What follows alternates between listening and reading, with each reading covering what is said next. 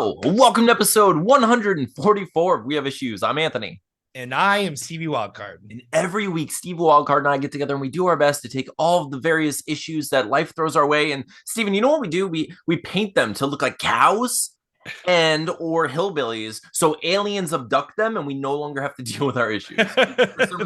They disappear. They disappear. They're like the blue beam comes down, the issues go up, and they're gone. Like we just don't have to deal with them. I don't know. I don't understand why. It seems that aliens just have a kink for like hillbilly rednecky types.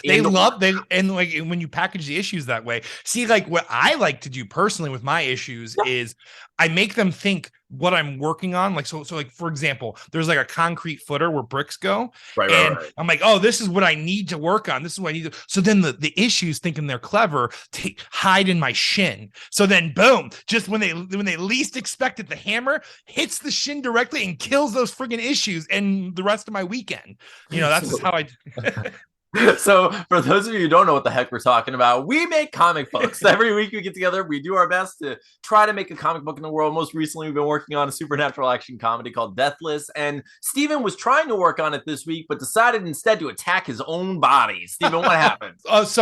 Basically, when accidents happen on construction sites, 9 times out of 10, I can assure you it's when someone is trying to save time and use a tool the way it's not supposed to be used. Right. So typically, if I'm clearing off concrete on a footer to make it level so I can put new pavers down, I'm going to use a chisel. But it was only little tiny chunks of concrete. So I'm like, you know what? I'm just going to use the back of the claw, kind of, chip them out. And I'm standing over it. I'm just kind of chipping it out. And since you don't really do that motion every day, your body's it's slightly uncoordinated in that action. And sure as hell, I went with the intent to hit concrete, missed, and it skated on it, and it just went boom right into the middle of my shin. And as you can imagine, 2 prongs of a claw going into your shin does not feel good. Not as a bigger guy, shins, elbows, those are the parts that I actually feel pain on. So okay. So but previously on Steven's life, I wanted you to tell us take us there audibly for the audio only listeners. I want to know what sound did you make? A sound? Was it just did you do one of those, or did you do ow? What? So whenever I hurt myself, so I don't know if I'm kick ass or something, but when I experience pain, it's not over the top. It's I'm angry. But when I do something really stupid and hurt myself, I'm just well, that was stupid. That's really what I do. What was that movie? It's Away We Go with John Krasinski. His wife is pregnant and she's like, oh, I need to get my heartbeat elevated. Be aggressive, say mean things. And he's just like, I don't want to. And she's like, just do it. And he's like, boy, am I cross.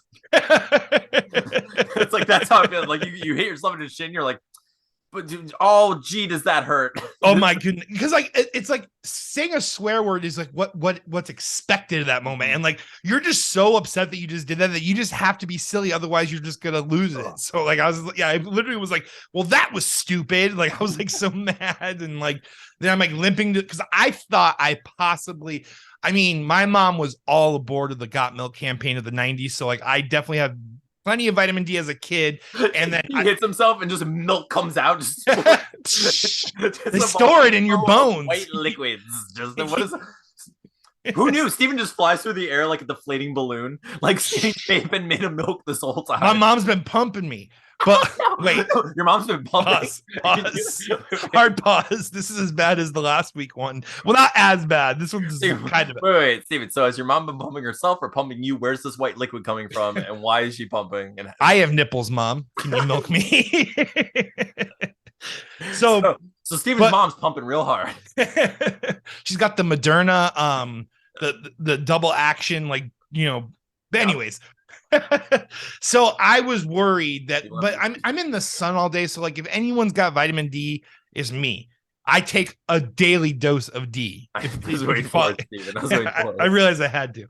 But anyways, so I was nervous that I cracked it because I hit it pretty hard. I'm I'll be okay. But if my bone does a samurai move where I'm walking and it just up and it slowly. just that. That's what I was worried about.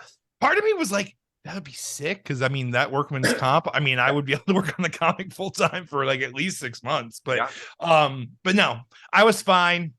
The only thing that sucked was since I have the calves of a warrior and I wear skinny jeans at work, it was a very much raw situation in Friends with the pants.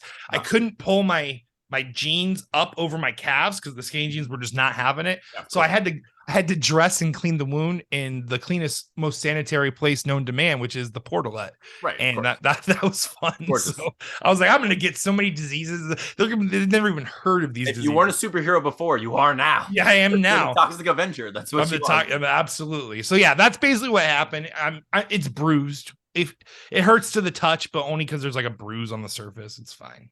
I'll be fine.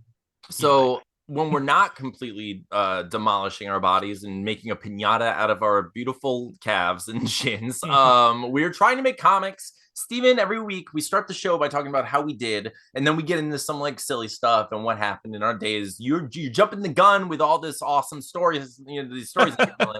I really just wanted. I was basically just going to squeeze that story into the intro and just not have to bring it up. And then you're like, "What happened?" So I was like, "Okay, let's." It worked. I figured it would be perfect. It totally worked. I had to get that. I had to squeeze. I had to pump the juice out of you, Steven. You had to milk me. I had to milk it for all of us. So now that we're done milking that, let's okay. So how did you do this week? What did you want to do versus like what did you get? As always, I always want to get a lot done, and it's just so tough because like these pages don't take forever. But like I said, I have not fully failed in the sense that once again, another entire page is complete. I wish I would have got more done, but I have a whole new page done, and it's pretty awesome looking. Steven, what I'm hearing is like you half fail. You're like a cent fail. You're like a failator. You're a failator, Steven. A failator. You're made of fail. You're half fail, half tour. That's what it is. That's what it is. I'm just running around failing, but like I'm still moving. So you're galloping. You are the horse heading towards a goal. Oh yeah, it's working. No, dude. And the pages you've been finishing and pumping out. Sorry, but the pages you've been pumping out are looking freaking phenomenal. They look amazing. This week I am also a half tour. I finished about half of what I wanted to finish. I got a lot of coloring done. The page that I finished looks really cool. I showed you like the last page that I finished. Oh yeah, I love the alternating colors on that page. It makes everything pop. Yeah, dude, so cool. And like we have a few pages coming like that where like some of the panels have like even the page I just finished this week. I don't know if you noticed, but I intentionally left two of the cabinets kind of open for you for whatever you want to add because it is fun to do punny stuff like I added, which was really. I thought that was a good joke. So in our comic book, it's an arcade, and we have like various Easter eggs and like fun stuff, games based on things that we love and know and our friends. Steven took it upon himself to name a skee ball game with one of the greatest names I've ever seen for a skee ball game, which is skee ball. And I think it's perfect. And it's not a likeness of Lil Jon. It's a nondescript, unrelated character who happens to be all skee ball, the mascot for that particular company. It's no relation. His name is Lil Johnston. So that's like Lil Johnston. So it's a picture of Lil Jon. I mean, okay, it is Lil Johnston, and everybody knows that the proprietor, the creator of skee ball is known for having a micro penis, which is fine. There's nothing to be ashamed of. But Steven, I've been told that if you're going to do like a parody of someone, you write that they have a small penis, so they can't say that it's about them without also saying that they have a small penis. So you're making fun of his small penis, and I don't. So this guy had such a tiny penis that he decided to get into the skee ball game because he wanted everyone to know that he at least had big balls. I knew you were going there. I love that. I know. He even got a band in Australia to record some song just to like back up his claim that he had the biggest balls of them all. Like I'll tell you, Steven, as I was like saying it, because first of all, that's true. Like I did the reason I even said that is because like I have read that, not that it's an actual like legal loophole or but I have read that people have tried to do that and have done similar things. But I was as I said it, I was like, I'm probably just gonna cut this out because I'm always thinking about that stuff. But then as you started saying, I was like, oh, here it comes. I have to leave this in now. It's a beautiful joke. And like people, I want you to know that we literally just vibe off each other when these things happen. Like it made me so happy. It was so stupid, so perfect. I love it. Yeah, dude. So that's been great. Like this cue ball thing was hilarious, but altogether, those pages have been looking so good. The coloring is like looking gorgeous. Like this book really looks freaking phenomenal, and I can't wait for people to read it. I sent out, by the way, I was also successful in sending out the backer surveys for the people for the people who have cameos, and I have heard back from a couple of people, so I'll send you those pictures. And that way, because we've done it smart this time around, where instead of trying to figure out where to put them on finished pages, I've left intentional characters like wide open to be interpreted. Like I literally drew the two knights when their helmets are off. Literally, it's just a silhouette of a black head with a question mark in it. Like who's going here? So. Yeah, I love that stuff. It's like the mystery thing. It's like the Pokemon, like which Pokemon is it? Like that. But yeah, dude. So I think like I'll send you the pictures as I get those, but like hopefully we'll hear back from all of them very soon, within like a couple weeks, hopefully. Otherwise, dude, okay, so this is a portion of our show where we talk about our weeks and like things that have happened. Most of the time I ask Steven if he has anything he'd like to talk about. He kind of already got to his like fun, interesting, painful story. I'm going to share a little bit of my fun, interesting, painful stories. Steven, this week, for those of you who don't know, who might not have seen our show last week, because it's Steven, our show was quiet last week, partially, and I'll take responsibility. I did not share a lot. I was stressing out about the car situation. I've been kind of like, I abandoned social media mostly because I was just like not in the mood. I was completely just not. Stress will do that, and fear like of the unknown and stuff like that. Like I get that. Like there's something like that's how I personally experience depression, is when something like that happens, and it's like this like. Because it's like my mind wants to solve a problem and it can't, so it's so scrambled. And I'll tell you, like, more than anything, what I do in those moments is I don't ever want to do anything. Like I find myself like kind of cycling a drain of like almost, it's like a dead zone. Like I get premonitions. Like if I go to like look at a movie, I'm like, oh, maybe I'll watch this. I just like, oh, and I imagine that I know what the experience of watching that movie is. So it's like, it's like, I know exactly what you're talking about, man. I've already seen this movie and I know how it ends. And even though I know I love it, I don't care. And I skip to the next thing and I'm like, oh, this show. Oh, I know every episode of the show. And then if it's something I haven't seen, I do the same thing where I'm just like, oh, it's just going to be enough. And I just dismiss it for one way, but I feel as if I'm experiencing it and it's not enough. And I can't make myself actually go through with the experience, So what I end up doing is just kind of focusing on whatever I can find myself wanting to do in those moments, which like recently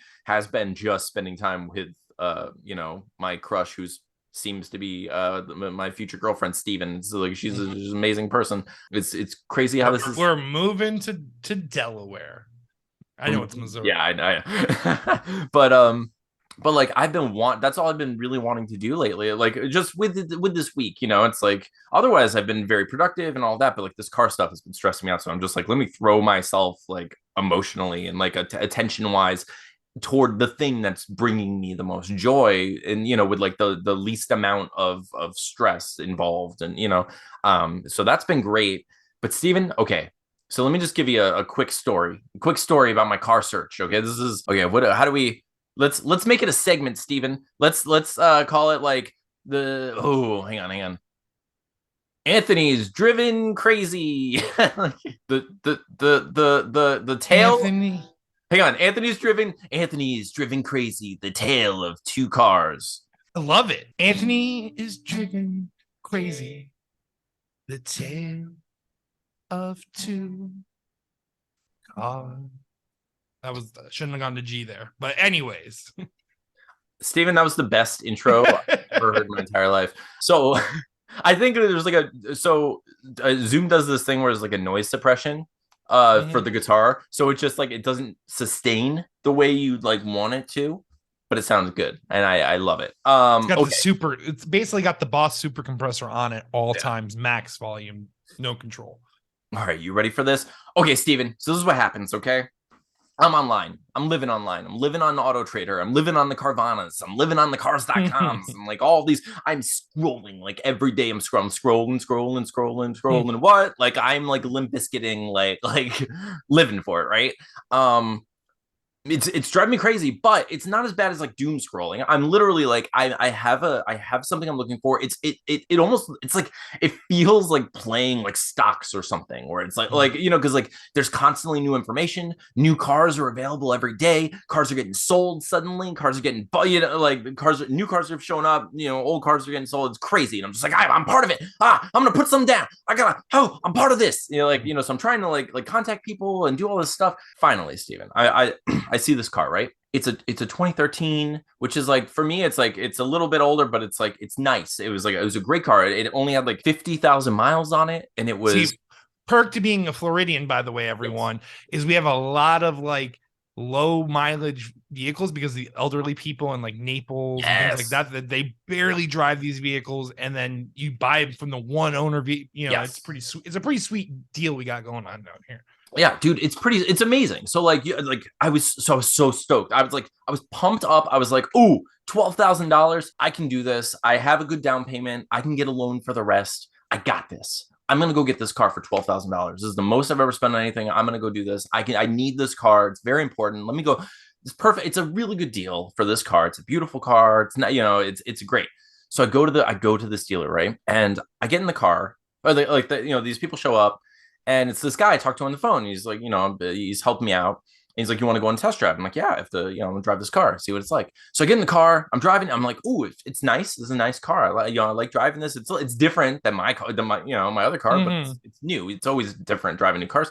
I'm driving this thing, and I'm like, oh, it's nice. And he starts saying like, oh yeah, we're gonna, don't worry, like we detail all the cars before, we sell them, and all this stuff. It's, we're gonna put like a wash on the windshield, and it's gonna be great. And I'm like, okay, cool. So I was like, all right, it drives nice, it has good mileage, everything seems good. I go inside with like, dude, sole intent to buy this car. I'm like, I'm gonna get this car. It's good. I drove it. It looks good. Tires are nice. Everything's good. Nothing wrong with this car. No like damage. No history. I saw the Carfax and all that. So I go in there, dude, with the sole intention of buying this car. Right? I'm just like I went there knowing as long as it wasn't like if I didn't show up and it wasn't like it's like a literal clown car. It's like a person with wheels on his hands going like, I'm a car. And I'm just like, sorry, we gotta go get two employees to push us while we drive. Yeah, exactly. It's like that horse costume where it's two guys and they're just like, we're your car now. And I'm like, okay, I guess I'm driving this. Like someone's got to ride you.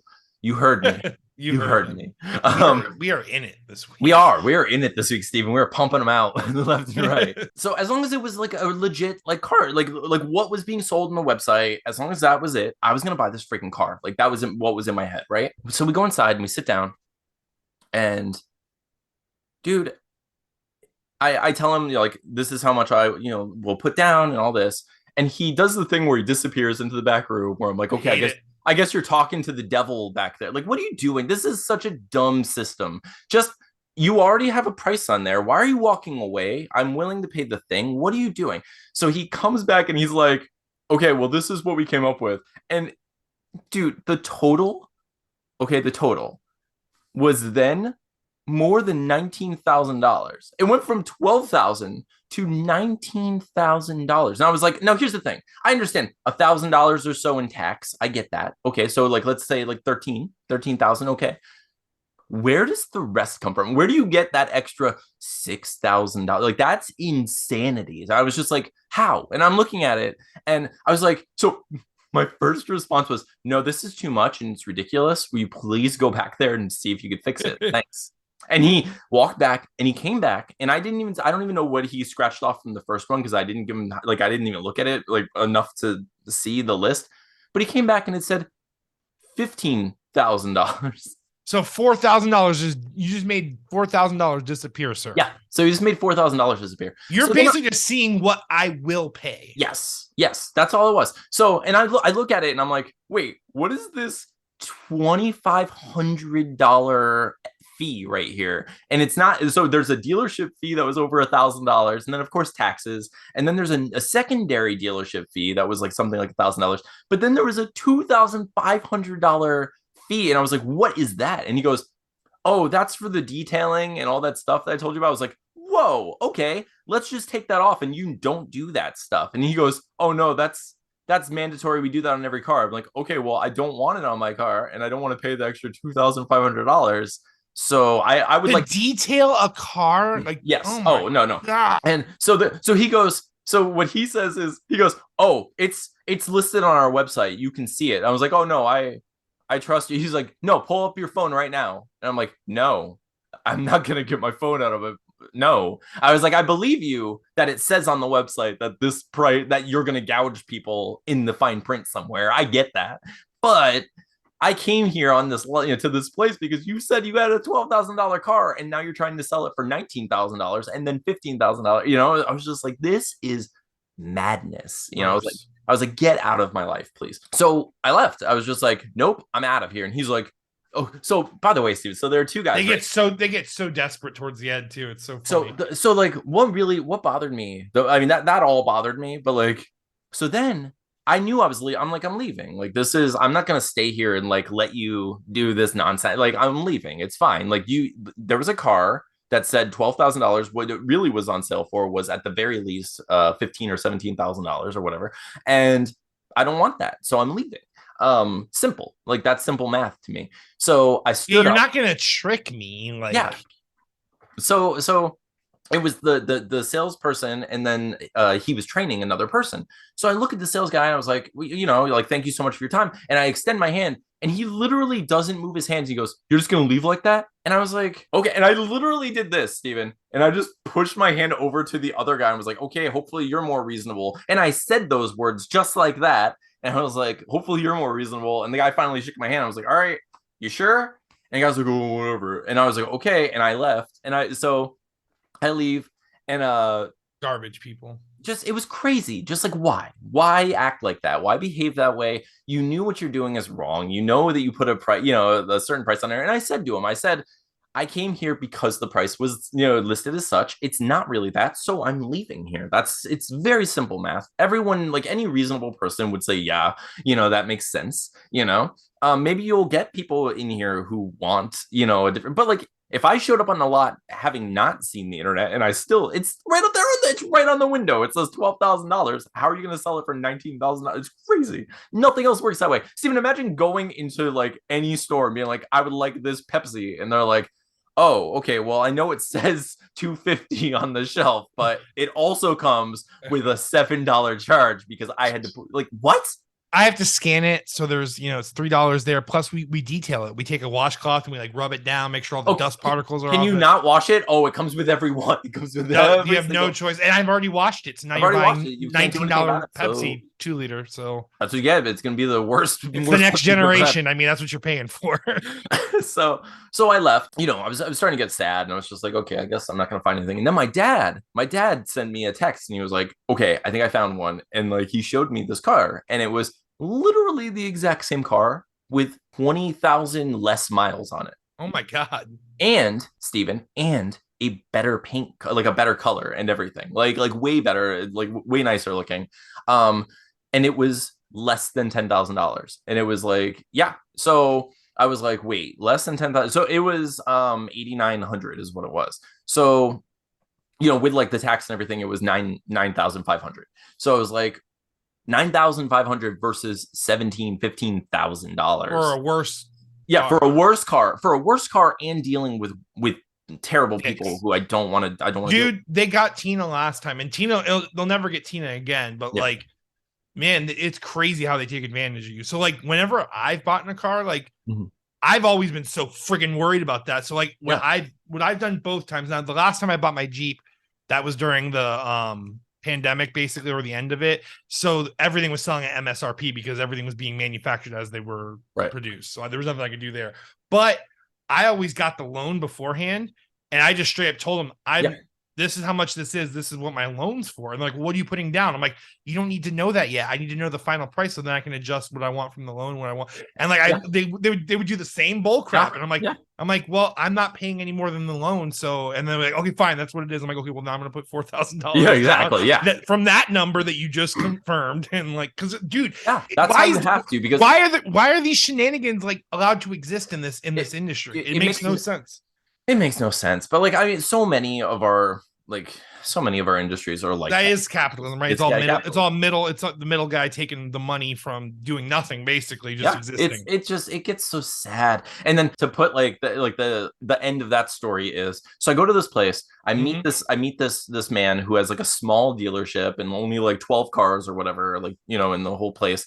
And my first question to him like was, is this car actually this price, or are there other fees? And he was like, nope, no hidden fees, nothing like that. He's like, tax, you know, standard. And he's like, that's it. He's like, tax, and that's it. And you know, he's like, and if you get registration through me, like if because then they'll do the transfer right there, which is usually smart to do. I mean, because I don't want to drive down there and go do all even that. If it's like $25 more than going to the DMV, it's so worth it just to have them transfer the title there. Or transfer 100%. Everything there, basically transfer registration and all that. Dude, 100%. So I did it, and I got a new car, Steven. I got a new car. That's awesome. I didn't even know you got a new car. I got a new car, so I post my picture of my new car here. I have Steven, I'm trying to think of a name for it. I don't have a name yet. What color is it? It's blue and sparkly. It's sparkly and blue and Sparkleberry Blast, baby. Sparkleberry Blast. Oh man, call it Beef Baby, like from Brooklyn Nine-Nine. Like when Lou Diamond Phillips is in Brooklyn Nine-Nine, he calls Jake Beef Baby. Jake Beef Baby. Beef Baby. Like, what's your car's in Beef Baby? I'm driving around in the Beef Baby. Tina used to have the teabagging wagon when she had that red station wagon. Yeah. Oh my gosh. But yeah, dude, I'm so excited to have this car and just like actually be moving forward. Now I have to sell my old car and like figure I'm gonna like junk it and just see what I can get. It's either that or I scrape off all the identifiable information and burn it somewhere. Steven, I'm gonna burn my car. Use as a movie prop to burn. That's right. I'm gonna burn this car, burn it to the ground. We should make a movie in that car and burn it to the ground. We should like do like an Office Space situation where we're just kicking the car and stuff like with You know, speaking of that, I've been thinking of more ideas where it's just like the two of us making a movie. And I was trying to think of one today, and I was trying to think of like fun things with like aliens, or like, because I was like, oh, we can go in like a cabin somewhere and like maybe like you know, they're alien. Actually, Steven, you know what am I doing? I'm getting ahead of myself. Steven, will you give me your classic Pitches Get Stitches? Ooh, it's the best thing I've got in my arsenal. It's my favorite one. Everybody gather around to your favorite. Sorry, I really took that in a direction you weren't expecting. I'm going for like a Bluebell ice cream situation. Everybody gather around to you. It's amazing how you get the laugh right every time. Like every time. Even this part of the dialogue, it's pretty great. Like this is all part of the song. I have my lines here because I forget my part sometimes. Yeah, I mean, you got to keep looking down and reading. Yeah. I just read that, reading that, but everybody come down to your favorite place. Bring your friends and your family, campfire blaze, and we're gonna pitch some awesome stuff on the new Pitches Get Stitches. Ooh. Chills. Stitches. Dude, like, oh God, I don't have goosebumps, but you can imagine. Like, we'll add them in post. We'll add them later. It's very simple. It's AI does it. It's really quick. We love you, AI. We love you this week. We love you, AI. Promote. Yeah, we love AI. Ooh, after last week, and they tried to bury us for our AI opinions. So let's just AI all day. Like we are like John Connor. Boo. This is still part of the theme song, everyone. By the way, I just want to let everyone know that. Even what I'm saying right now about it still being the theme song.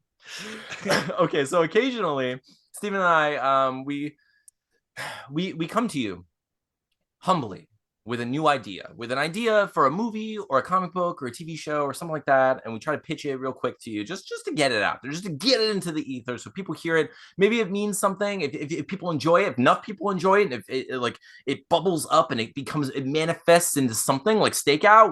We pitched a vampire comedy short here.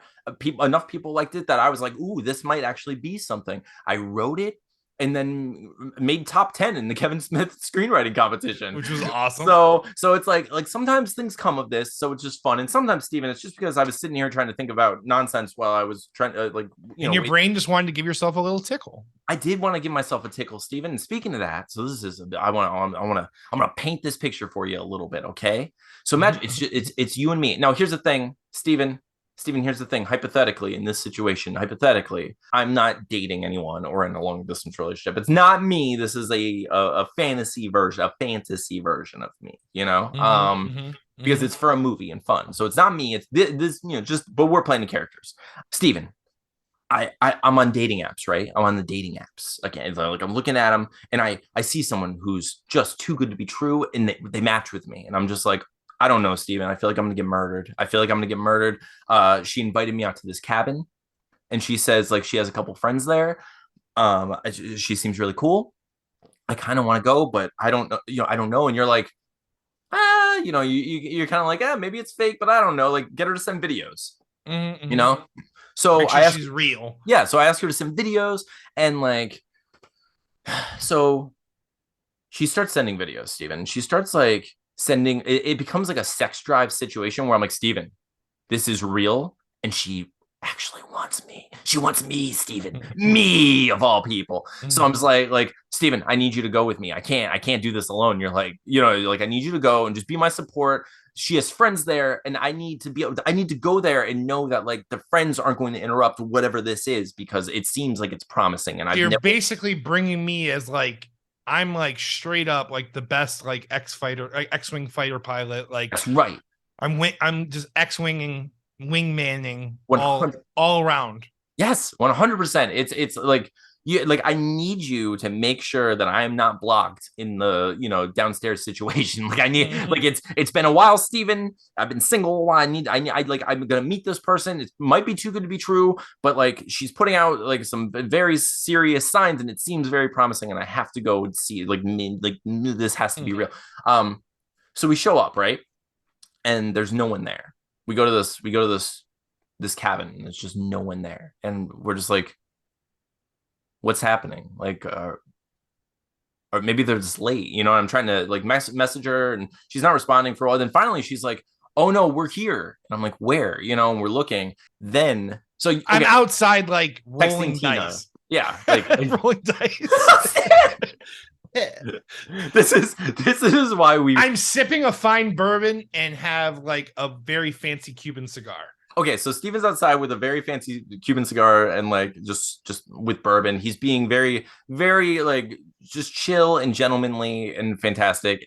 But while he's out there, I turn and I just see a beam of light come, and he just starts going into the sky. And I'm like, Steven! And I start screaming, and he's gone, and he gets like sucked up into the sky. And I'm just like, what do I do? What do I do? And I'm just like, okay, this is a ploy. What do I do? So I'm just like I'm texting my like potential love interest or whatever, and I'm just like, something happened, and then I just get a message, and it's just like, and you're next, and I'm just like, what? And she is a monster. Yeah.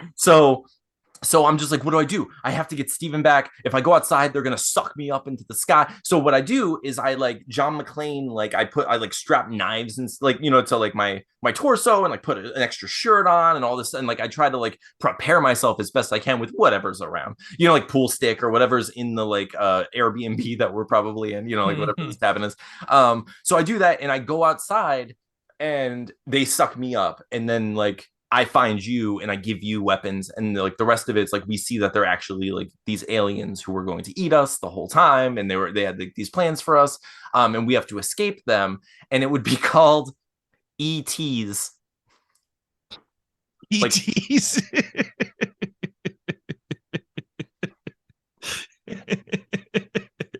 Like EATIES. No. Yeah, like E-TEASE, Steven. Like they're teasing, like they tease us. Oh, gotcha. I mean, ETs is still pretty funny. ETs is pretty funny too. I like ETs and ETs, Steven. They're both good. The sequel. It's just whichever one. But I like the idea that like ET, because like they fished for me on dating apps. Oh, ETs is so much more clever though. I get what you're putting down now. Yes, they teased me into getting ETs. E-T's. E-T's. Yes, I completely get it. I'm like ETs, like Wheaties over here. We're part of their you and I mean, it's a well-balanced breakfast for them. Human. This one is made of milk. His mother must have pumped him full of it. It's so sensible for you to be cereal, Stephen. Like you have milk on the inside. You're like Stephen, it's time to let you know, like my mom pulls me into your room. You're really just a collection of like various cereals and you sprung to life. You're like a pizza roll of cereal. Like you have like you have milk on the inside and all the cereal on the outside. You're like, oh my. Okay, so that's our silly pitches get stitches segment. Steven, but most importantly, we're trying to build a colony here. We're trying, like, we get together, we make comic books, we're best friends, we've been friends forever, and we're trying to bring other people into this friendship, you know, and like and it's worked. It's worked, Steven. We have friends. Like we have a lot of people here who are like show up every week. If you made it this far in the episode, know that we love you and we're glad that you enjoy the pumpage or whatever we've been talking about. But we have this colony that we've been building. We're trying to build community, and in doing that, we offer the people the opportunity to ask us any questions they want. We have questions from the colony, Stephen. Will you hit us with that theme song? Okay.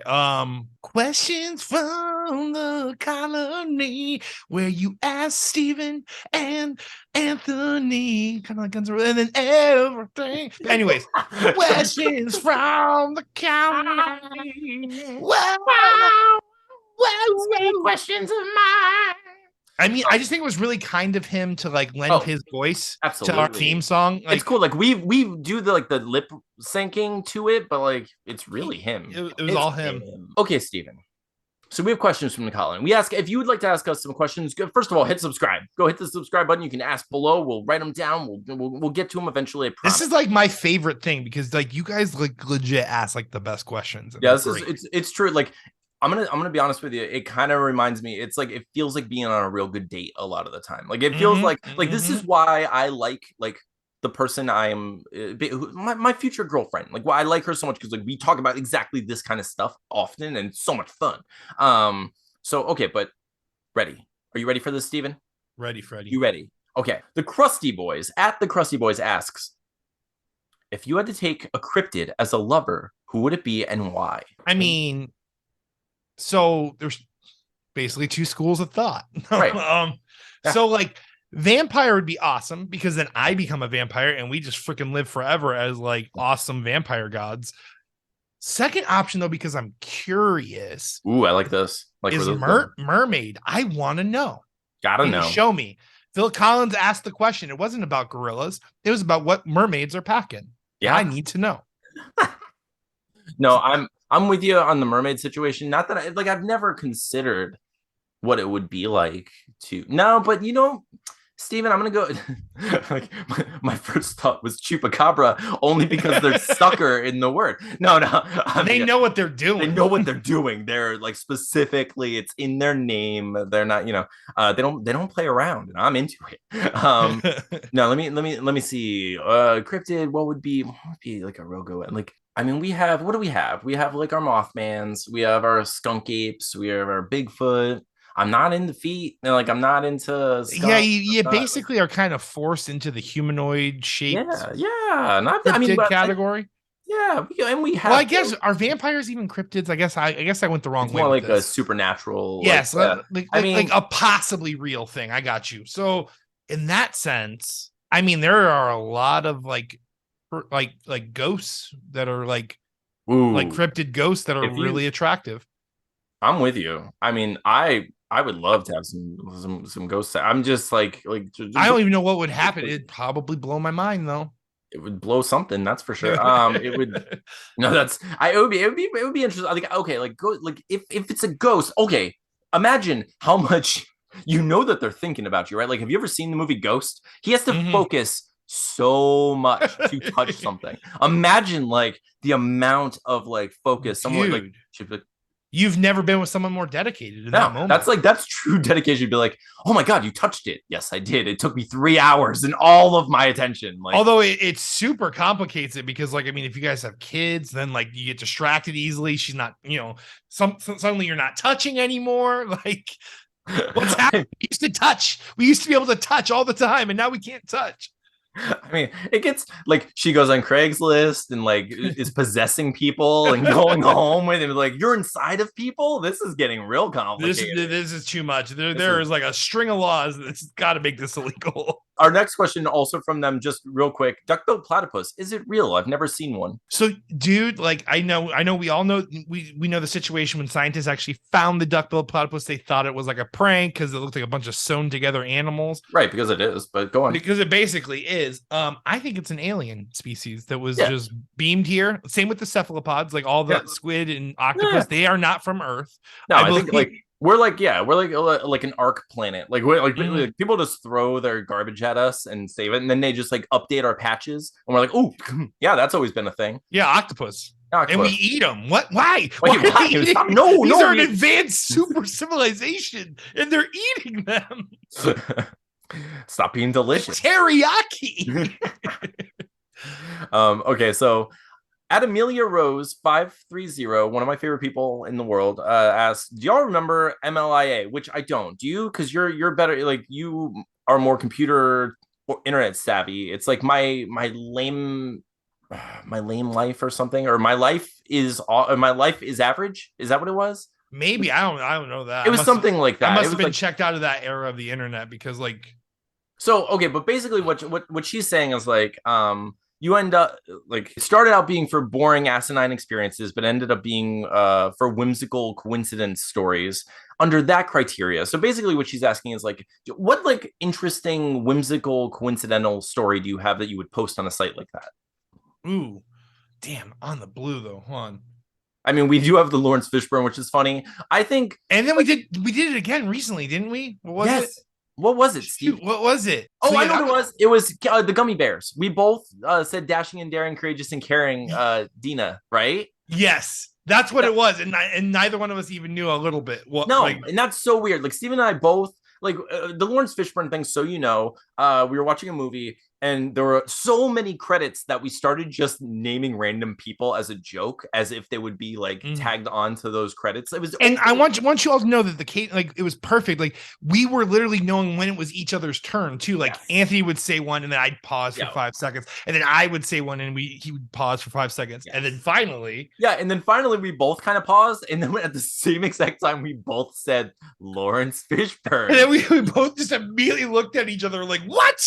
It was like, so weird. Brothers-esque moment, but it was did we just become best friends? Yeah, but like it was just funny. so weird. Like, there was no reason we didn't like watch The Matrix that day, or there was no reason for Lawrence Fishburne. That was so weird. It was so funny. Queen Anne Boleyn, or the fantastic, a wonderful, amazing, incredible, incomparable Queen Anne Boleyn asked, "What is the new car's name?" It's the Beef. That's it. Just the Beef. The Beef. It's not even the Beef Baby anymore. No, the Beef.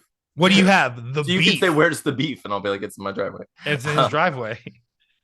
George Efta 2 asked, favorite screenwriter, comic book writer, favorite arc by them, or do you like Astonishing X-Men or Quiver? So who's your favorite like screenwriter or comic book writer? Let's just go with that most. Ooh, so we already, if you've been following the podcast, you know one of my favorite runs of any mainstream comic is Uncanny X-Force by Rick Remender. So I mean, it's basically a flawless story if you read it front to back, and incredible. Especially the art combination in the early issues is just beyond incredible. Like the Apocalypse arc, the whole story of, because it's basically a story of nature versus nurture, and it's just friggin' awesome. Like he like bookends it so epically, and it's just wonderful. Like, highly recommended. So I guess I'm just gonna go with Astonishing X-Men too, because I mean, I think any 90s kid is just, I mean, Spider-Man and X-Men were like our bread and butter. There's no question about it. Like the mutants will always have a soft spot for any millennial, for sure. Gen X too, I would say.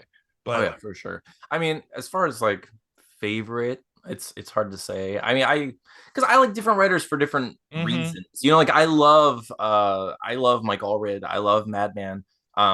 It's not like his dialogue and stuff isn't my favorite dialogue, but I love the way he writes. I love like the tone and the themes that he tackles in the book, and how he can be silly and sincere and interesting and fun, and like I don't know, like he also like crosses all these crazy genres in a fun way, and I love that. But like it's hard. It's really hard to say. I'm trying to think. Like there's so many good freaking books, and I think. I mean, screenwriter wise, oh my god. Movie wise, I mean, like I know he hates himself, but I love Kevin Smith. Oh yeah, but like, I mean, freaking, I wish we can get Kevin Smith on our freaking podcast, Steven. I'm trying. I'm trying so hard, but like, it's like as far as screenwriters, I'm like Charlie Kaufman is one of my favorite screenwriters of all time. But like, oh, like he's just like an alien, and I love it. I love the Coen brothers as far as screenwriting is concerned. Like, there's just like so good.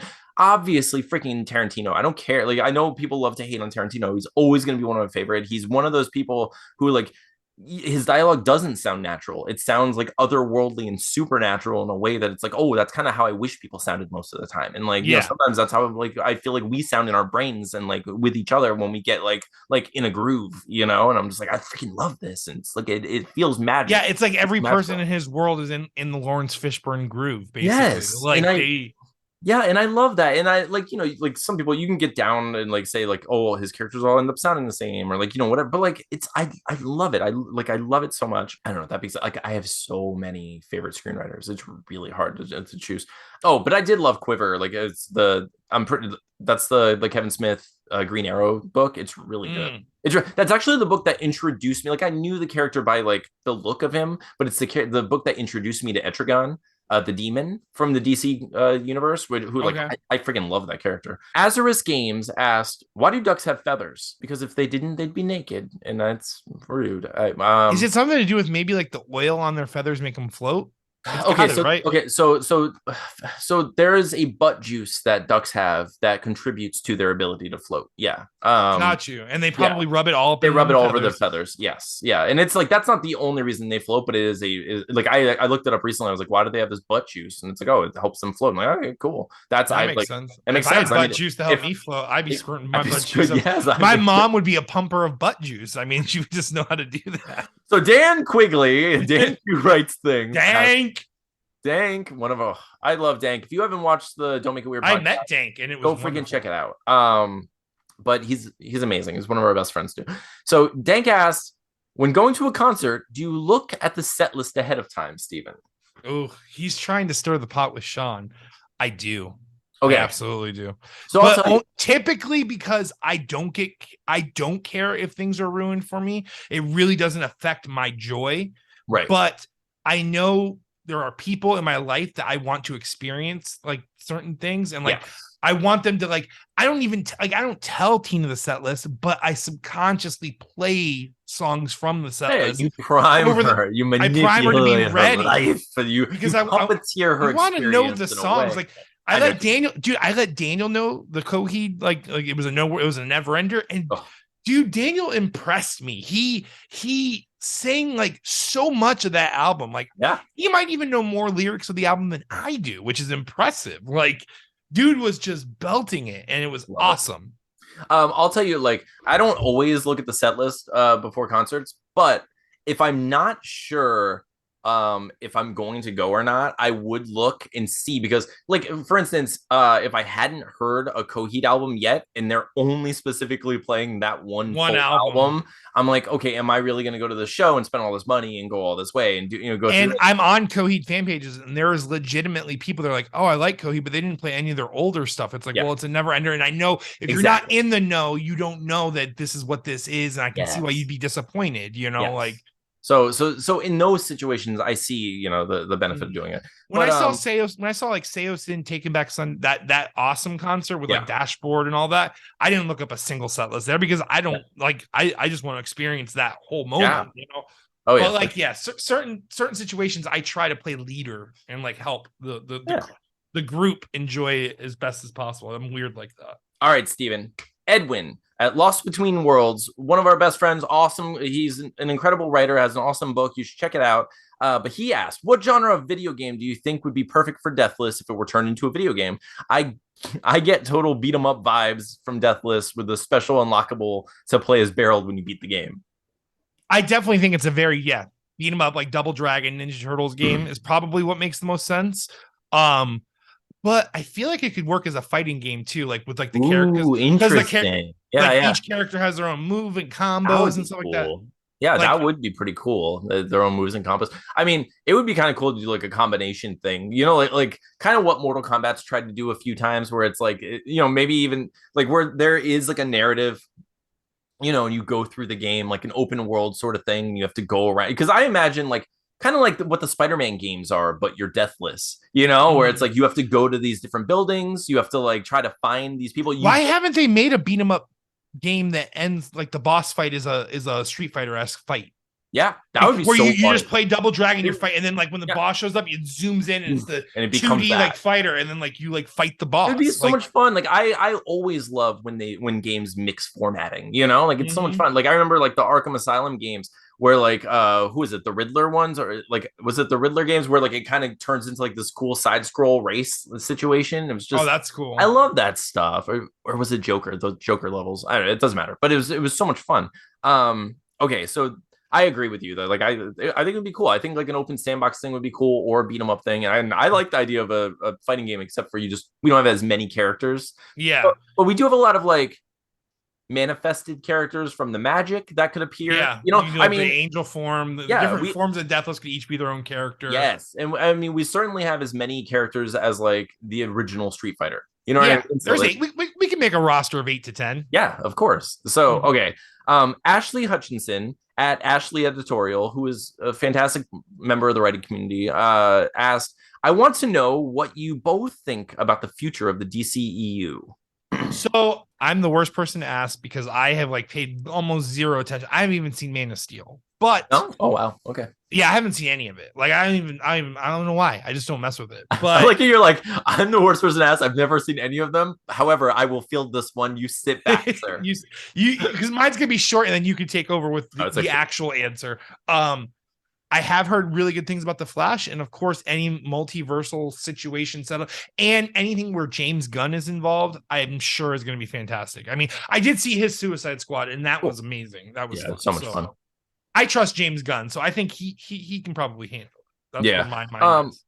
So for me, I think I don't really like the way the Flash has been handled, because I feel as if they're going to reboot everything, which I think they should, like James Gunn should have just come out and said, listen, this movie is going to be a hard reboot, including the Flash character. Everything's getting recast or redone and like fixed. You just come out and just say it explicitly, because everyone's like, oh, why is Ezra Miller staying on given all the like drama and all that nonsense, whereas like Henry Cavill was a great Superman and isn't staying on, blah blah.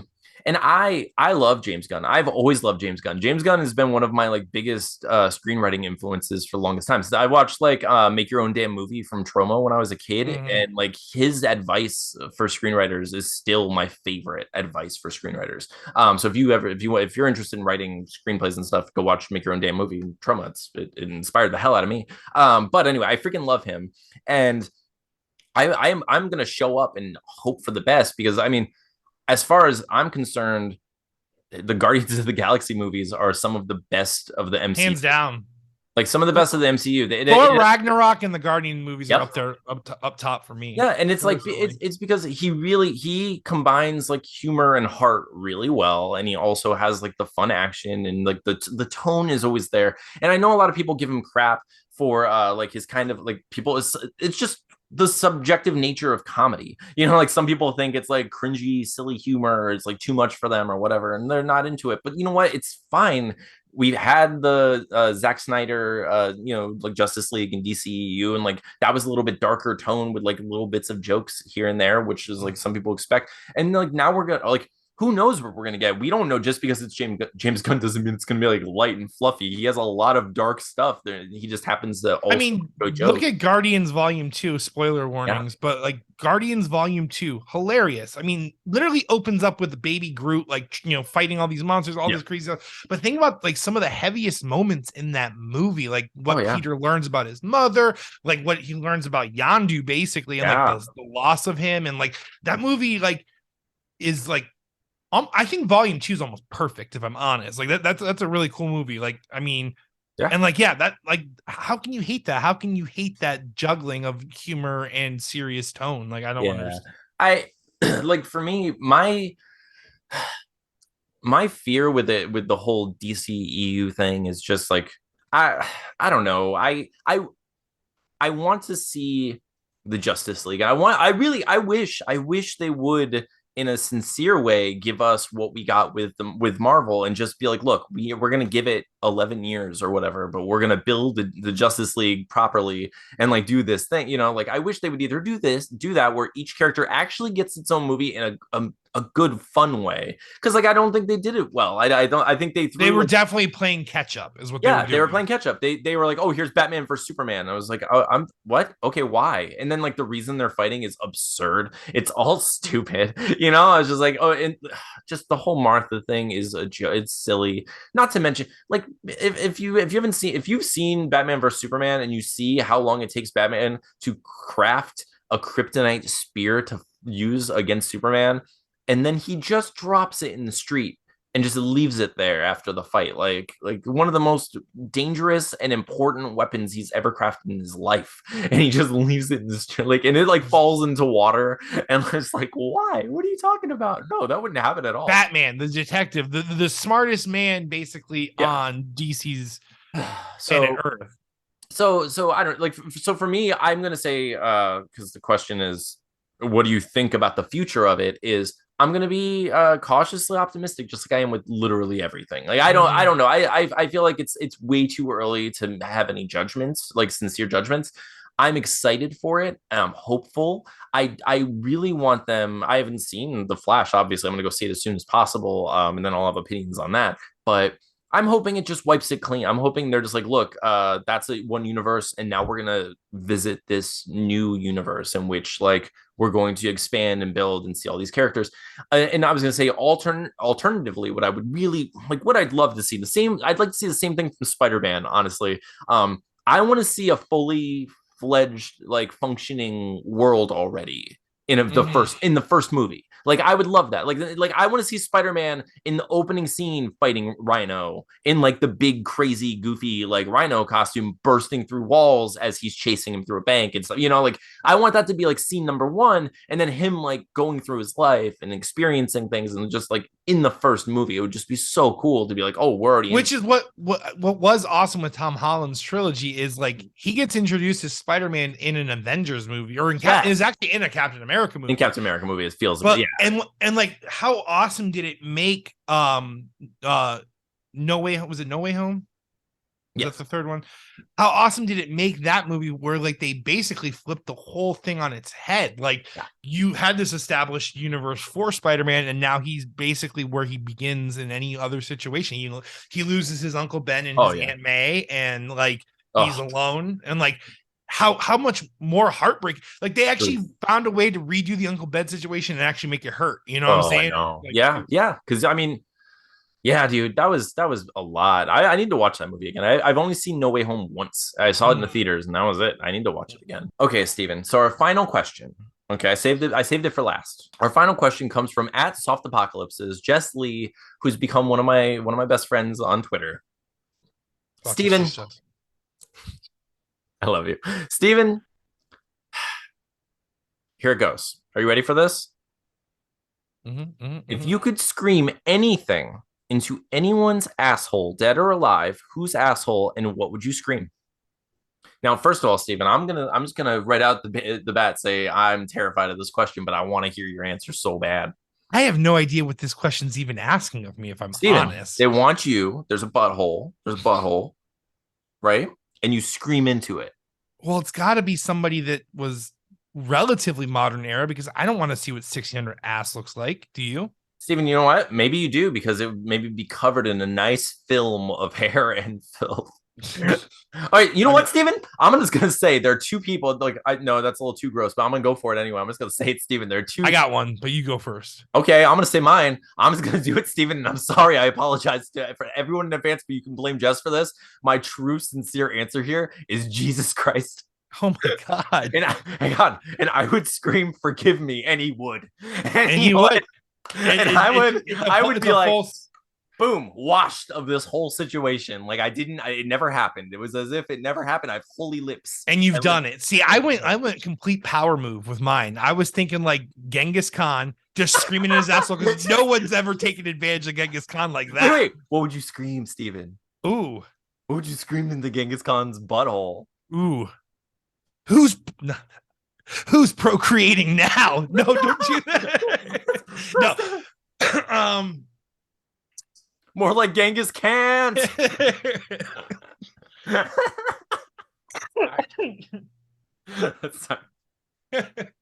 Those are some Genghis cans.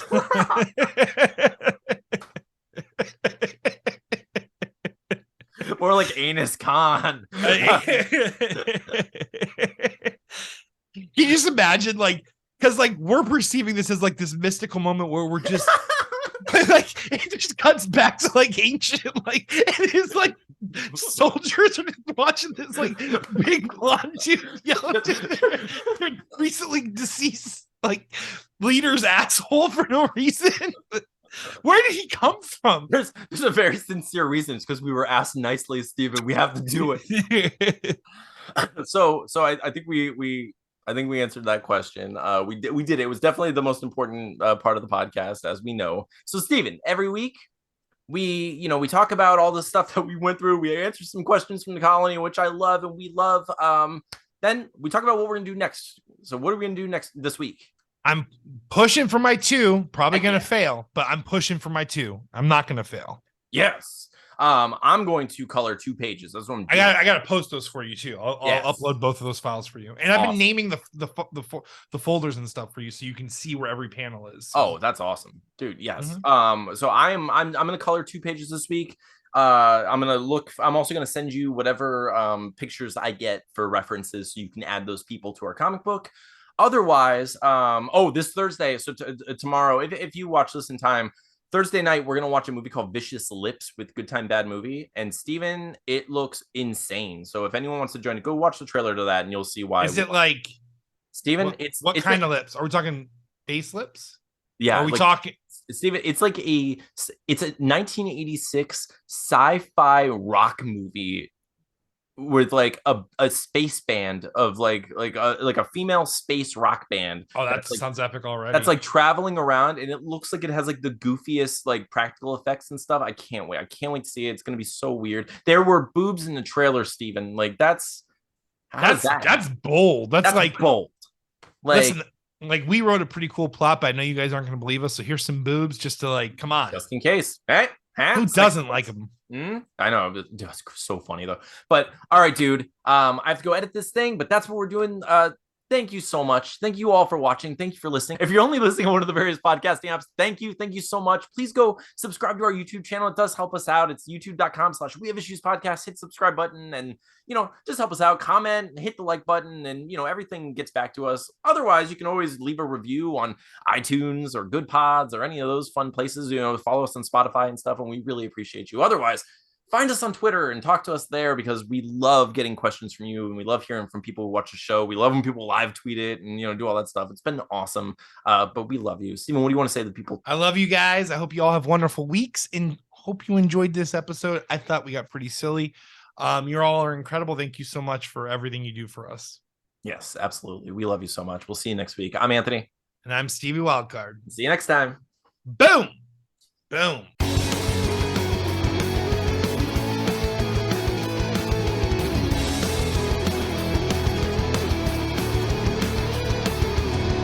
Welcome to Steven's Hour of Appreciation. Go ahead and drop your love in the comments about I'm your favorite member of the colony.